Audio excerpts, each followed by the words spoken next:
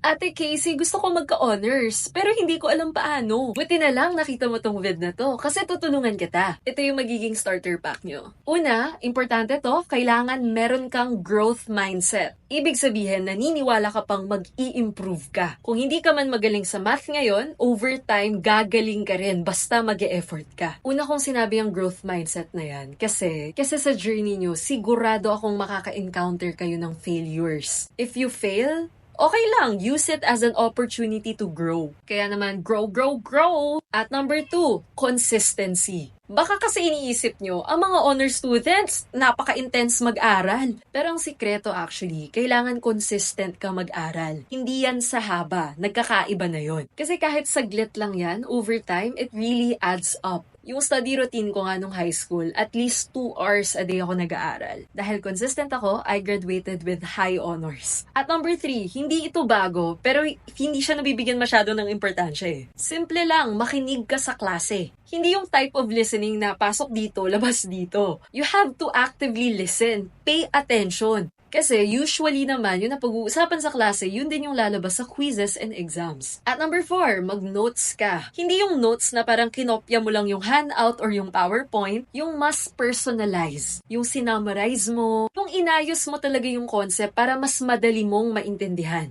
Minsan nga, ikaw na nga lang nakakaintindi yung notes mo eh. And based on my experience, ganun yung mga effective na notes. Hindi kailangan maging aesthetic yung notes mo.